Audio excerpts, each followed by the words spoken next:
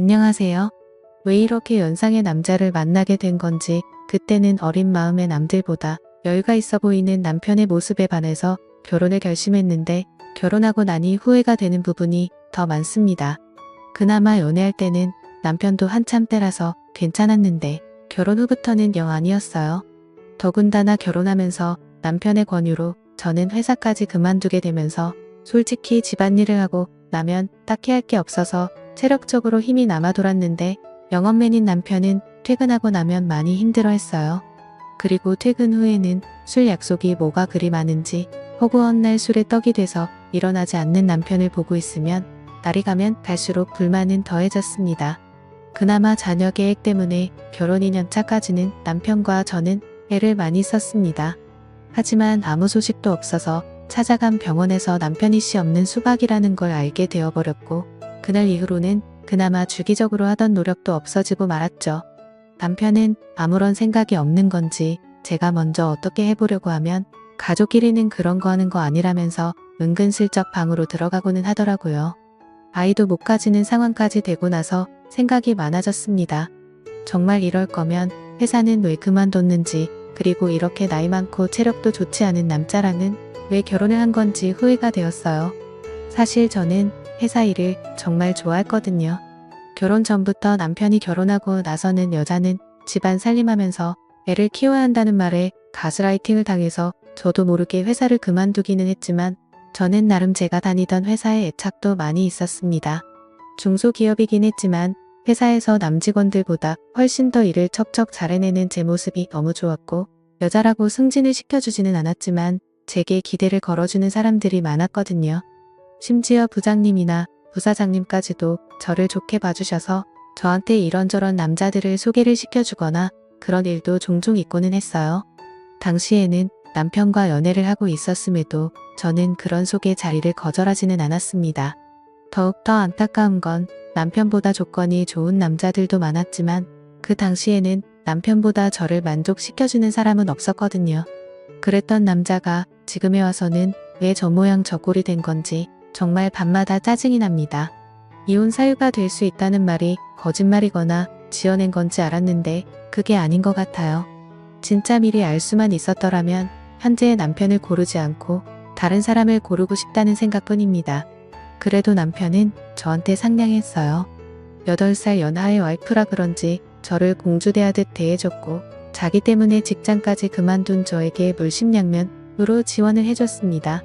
딱 부부끼리 그거 하나 빼고 다 잘해줬어요. 솔직히 이렇게 친절하거나 그러지라도 않았다면 아마 진작에 이혼을 했을 수도 있었겠네요. 말씀드렸다시피 저는 일 처리도 정확하고 배우는 것도 빠른 사람이었어요. 어차피 저는 전업주부로 평생을 살아야 할 팔자가 되어버렸는데 집에서만 있는 건 제게 정말 고역이었습니다. 계획적이고 손도 빠른 편이라서 집안일이 아무리 많아도 점심때가 되기도 전에 웬만한 건 다 끝내서 딱히 집에서 할 게 없었고 무료했어요. 그 시간을 활용해서 저를 위해 쓰면 더 좋은 삶을 살 수 있겠다고 스스로를 위안하면서 밀렸던 독서도 해보고 싶은 공부도 해봤지만 밀려오는 부족함은 채워지지가 않았어요. 우울증까지는 아니었지만 집에 돌아온 남편에게 투정도 많이 했지만 남편은 항상 피곤하다, 내일도 운전하면서 하루 종일 돌아다녀야 하기 때문에 체력을 비축해야 한다 하는 말도 안 되는 변명을 하면서 빠져나가기 바빴습니다. 그래서 저는 그때 당시에 집에 있으면서 살이 엄청 많이 찌게 되었습니다. 결혼 전에는 남편도 첫눈에 반하게 만들고 여기저기 직장 동료들한테 소개팅도 받아서 다니고 하면서 나름 남자여러 놀리던 미모가 있었는데 집에만 있고 외출을 하지 않으니 화장도 안 하게 되고 살이 많이 찌게 되면서 결혼하기 전에 입던 옷들은 사이즈가 맞지 않아 입지도 못하게 되고 점점 제가 매력이 없어지는 것 같았습니다. 그리고 제가 살이 많이 찌게 된 이후로는 자격지심 때문인지 모르겠는데 남편도 저를 더 피한다고 생각을 했어요. 자존감이 낮아질 대로 낮아져 있던 그때 재활용을 하는 날 분리수거를 하다가 아파트 단지에서 이웃을 한 명 만나게 됩니다. 처음 보는 여자였는데 나이는 저보다 어려 보였어요. 아주 오시며 신발도 잔뜩 비싼 브랜드로 도배해서 나와가지고는 재활용 분리수거를 하고 있는 거 아니겠어요? 사실 처음에는 속으로 욕을 했어요. 어지간히 돈 자랑을 하고 싶나 보다 싶었거든요. 이 시간에 분리수거를 하러 나온 걸 보니 저처럼 전업주부인 것 같은데 집에만 있으면서 저렇게 차려입고 다닐 필요가 있나 싶었거든요. 저랑 거의 똑같은 타이밍에 나왔는데도 불구하고 경비 아저씨가 저는 본체 만체도 안 하고 그 여자만 도와주는 것도 굉장히 기분이 나빴습니다. 아마 낮아진 제 자존감 때문이겠지요. 그런데 그때쯤부터 느낀 건데 분리수거를 하는 날마다 저랑 같은 시간에 나오는 것 아니겠어요? 그런데 나올 때마다 입고 있는 옷이며 신발이면 매번 다른 걸 입고 나오는 겁니다. 아무튼 그때부터 저는 그 여자와 안면을 트게 되었고 그냥 인사 정도만 나누는 사이가 되었어요. 하루는 집 근처에 있는 마트에서 장을 보고 나오는 길이었습니다. 장바구니가 3개가 꽉 찰 정도로 장을 많이 본 날이었어요. 하나는 어깨에 들쳐업고 양손 하나씩 무거운 장바구니를 들고 집으로 돌아가려는데 누가 차 경적을 울리더라고요. 그래서 길을 비켜줬는데도 계속 빵빵거리길래 뒤돌아보니 그 여자가 딱 보기에도 비싸 보이는 외제차를 끌고 창문을 내린 뒤에 저를 부르는 겁니다. 집에 가는 길이냐고 물어보면서 자기도 집에 가고 있으니 태워주겠다고요. 솔직히 조금 자존심이 상했습니다. 차 안에 탔는데 그 여자와 제가 비교가 많이 되었거든요. 삐까 번쩍한 외제차에 그 외제차만큼 고급져 보이는 명품들 풀 메이크업을 하고 머리까지 윤기가 철철 흐르더군요. 그에 비해 저는 그냥 누가 봐도 동네 아줌마 같아 보이는 평범한 복장에 슬리퍼를 신고 있었고 머리는 그냥 관리하기 편하게 적당히 촌스러운 파마를 하고 있었으니 말이죠. 괜히 차를 얻어 탔나 싶었습니다. 그리고 저는 제가 솔직히 그 여자가 그렇게 자기의 재력과 아름다움을 뽐내면서 자존감을 채우는데 이용된 희생양이라고 생각했어요. 정말 짧은 시간이었는데 오만 가지 생각이 다 들더라고요. 나도 저렇게 예쁘고 꾸미고 있었더라면 남편이 나를 피하게 되지 않지 않았을까 하는 생각도 들고 눈물이 막 나기 시작해서 그 자리에서 울어버리고 말았습니다. 제가 막 우니까 그 여자도 당황을 하더군요. 왜 우냐고 하면서 저를 달래줬어요. 허세와 허용이 가득하고 자기의 만족을 위해 남을 절망시키는 아주 나쁜 여자라고 생각했는데 제가 엄청 오해를 했습니다. 그 여자는 저를 진심으로 위로를 해줬어요. 그러면서 하는 말이 분리수거할 때 몇 번 마주치면서 언니하고 친해지고 싶었다고 하더라고요. 아파트 단지에 자기랑 잘 맞을 것 같은 여자가 한 명도 없는데 딱 언니만큼은 처음 느낌부터 뭐가 팍팍하고 왔다고 하면서 말입니다. 그래서 제가 당신같이 젊고 예쁘고 능력 있어 보이는 아가씨가 나랑 친해져서는 어디에 쓰겠냐고 거짓말하지 말라고 했습니다. 그랬더니 그녀가 하는 말이 언니가 꾸미지를 않아서 그렇지 자기가 봤을 때는 언니가 자기보다 훨씬 예쁠 거라고 하면서 저를 추켜 세워주더군요. 그 여자가 하는 말이 100% 진심이라고 생각하지는 않았지만 또 위로를 받고 나니 기분이 썩 나쁘지가 않았네요. 그때부터 이 여자하고는 친하게 지냈습니다. 이 여자도 제가 예상한 대로 전업주부의 삶을 살고 있었고 매일같이 집에서만 보내는 게 무료한데 자기 남편이 워낙에 의심이 많아서 자기가 혼자 다니는 걸 원하지 않아 했다고 하네요. 그래서 그 여자는 그 여자 나름대로 같은 아파트에 사는 이웃 중에 자기와 잘 맞을 것 같은 사람을 찾아다녔던 겁니다. 그리고 그 여자는 저를 발견한 거고요. 안목이 있는 여자라는 생각이 들었어요. 제가 그 당시에 꾸미는 것도 포기하고 살도 많이 쪄 있는 상황이었지만 왕년에는 엄청 잘 나갔었다는 거를 본능적으로 눈치를 채고 있었던 거잖아요. 아무튼 제 인생은 그 여자를 만나면서 급박하게 변하게 되었습니다. 그 여자를 따라다니면서 동네에 있는 헬스장도 다니고 요가도 배우고 관리도 받으며 잃어버린 저의 미모를 다시 되찾기 시작했어요. 적당히 관리하기 편한 꼽을 머리도 그만두고 미용실에 가서 관리도 받아보고 옷도 후줄근해져서 목이 늘어난 티셔츠는 다 가져다 버리고 그 여자만큼 비싼 브랜드 옷을 사지는 못했지만 적당히 괜찮은 옷들로 제 옷장을 다시 채워나갔습니다. 그리고 제가 관리를 받으며 살이 빠지기 시작한 그때 드디어 각방을 쓰던 남편도 혼자 자니까 너무 춥다며 방으로 돌아왔습니다. 남편이 다시 저를 여자로 봐주면 기쁠 거라고 생각했는데 하나도 기쁘지가 않았습니다. 느릿느릿한 거북이인 저와 결승점까지 전력 질주를 하는 토끼 같은 남편이었거든요. 동화 속 토끼는 결승점에 다다르기 전에 잠깐 쉬었다라도 가지. 결승점까지 혼자 전력 질주를 해버리니 느릿느릿한 거북이는 결승점까지 한참 남았는데도 그 차이가 너무 커져버리니 혼자 꾸역꾸역 끝까지 가는 것보다 그냥 경기를 포기하게 되더라고요. 그날 이후로 제 옆으로 돌아오려는 남편이 정말 꼴보기가 싫었어요. 그래서 코를 고는 소리가 너무 시끄러워서 잠을 못 자겠다고 다시 혼자 쓰던 방으로 돌려보내버렸습니다. 그 이야기를 같이 다니게 된 그 여자에게 했더니 100번 1000번 잘한 거라고 하면서 언니가 빨리 자존감을 찾은 것 같아 다행이라며 제 편을 들어줬습니다. 그리고 제가 완전히 다이어트에 성공해서 결혼 전에 미모까지는 아니지만 아름다움을 다시 손에 넣었을 때는 그 여자가 저를 여기저기 끌고 다니면서 완전 새로운 세상을 보여줬어요. 30대 초반과 중반의 여자였고 결혼한 사람들이었지만 세상은 정말 넓고 저희를 찾아주는 곳은 엄청나게 많더라고요. 골프도 치러 다니고 어디 공기 좋은 곳에서 외식을 하러 다니고 했습니다. 돈 한 푼 내지 않아도 알아서 다 계산해 주니까 좋았어요. 남편이 아니어도 저를 배려해주는 남자들은 지천에 깔려 있었고 왜 내가 이런 세상을 모르고 살았나 혼자서 전전긍긍했던 지난 몇 년간이 참 후회가 되었습니다. 그러다 그 여자가 언젠가 저를 불러서 이제 한동안은 못 보고 지낼 것 같다는 소식을 전해왔습니다. 사실 그 여자는 얼마 전에 이혼을 해서 돌싱이 되었다고 합니다. 남편이 제법 벌이가 괜찮아서 호의호식을 하고 있는 걸로 알았는데 말이죠. 그래서 그녀에게 앞으로 어떻게 할 거냐고 물어봤어요. 저는 사실 이 여자가 여기저기 막 구르고 다녀서 이혼을 당한 거라고 생각했거든요. 그런데 그게 아니었습니다. 그녀가 남편을 차버린 거였어요. 어떻게 할 거냐 하는 건 쓸데없는 걱정이었던 거죠. 왜냐하면 그녀는 그동안 집에 있으면서 코인을 해서 앞으로의 인생에 남편이 필요 없어질 만큼 큰 돈을 벌게 되었다는 거예요. 지금 사는 아파트는 남편 명의로 해주고 재산 분할을 또 따로 받기로 했답니다.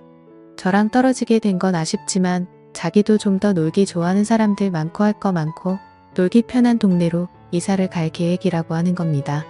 막상 저를 여기저기 데리고 다니던 그녀와 더 이상 같이 놀지 못하게 된다니 많이 아쉬웠습니다.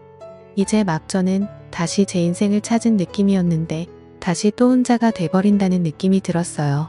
그 여자가 없으면 차도 없고 운전도 할 줄 모르는 제가 어떻게 어디를 놀러 다니겠나 싶었습니다. 그렇다고 그녀가 집도 남편한테 넘기고 이사를 가는데 저 하나 때문에 그걸 포기하진 않겠다 생각했죠.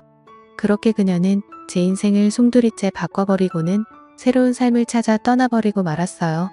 남편이 출근해 있는 주중에는 정말 매일같이 놀러 다녔는데 너무나도 아쉬웠습니다.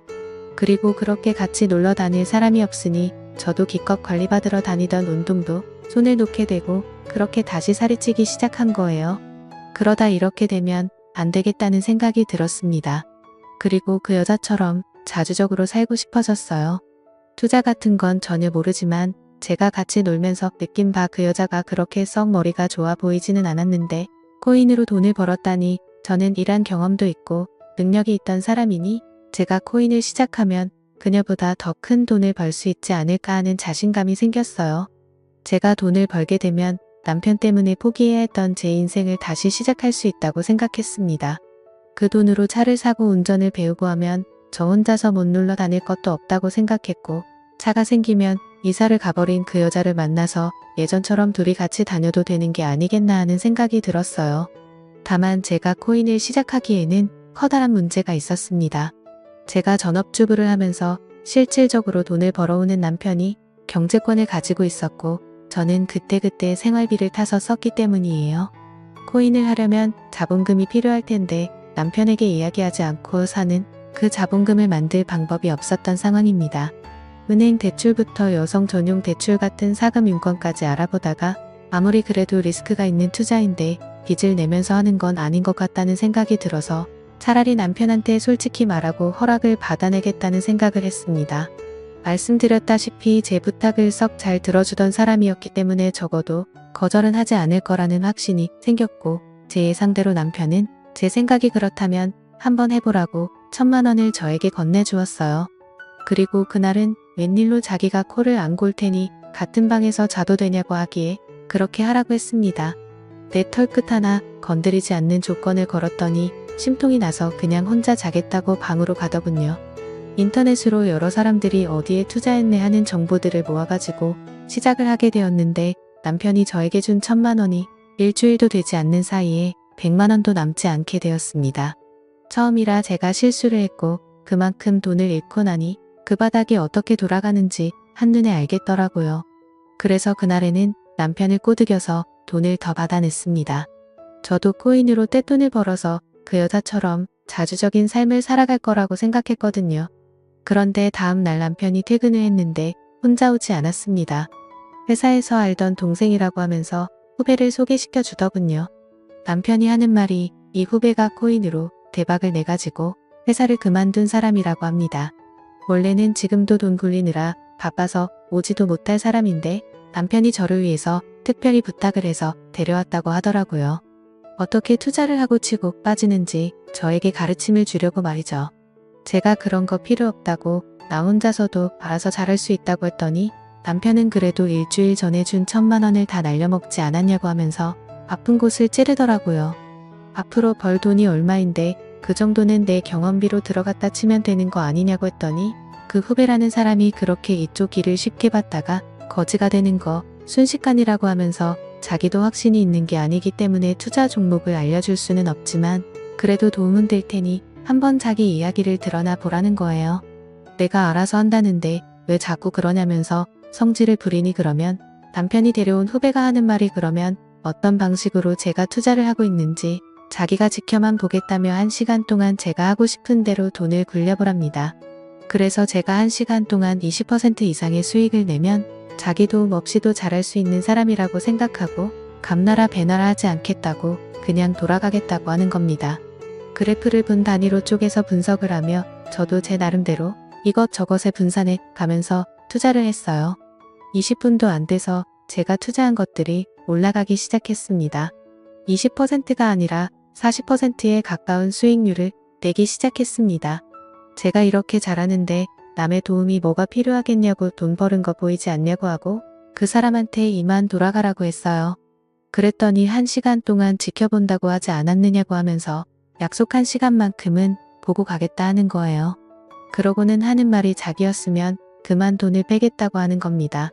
돈을 잘 벌었다더니 번 사람 맞냐고 물 들어올 땐 노를 저어야 하지 않겠냐고 저는 순식간에 불어난 돈으로 다시 또 다른 곳에 투자를 하며 치고 빠지기를 시작했어요. 오르락 내리락 했지만 처음에는 나름 수익률을 내고 있는 것 같았습니다. 그런데 1시간이 다 되었을 때는 제가 투자한 것들이 내려가기 시작하면서 그렇게 30분을 더 돈을 굴려봤는데 남편이 새로 건네준 또 다른 1,000만 원이 결국엔 또다시 반토막이 나버려서 100만 원도 남지 않게 돼버렸어요. 남편 후배가 말하기를 저한테 가르쳐줄 건 코인으로 돈을 버는 방법이 아니라 투자 같은 건 영 소질이 없어 보이니 그만두게 하는 것이 제일 좋겠다고 하는 겁니다.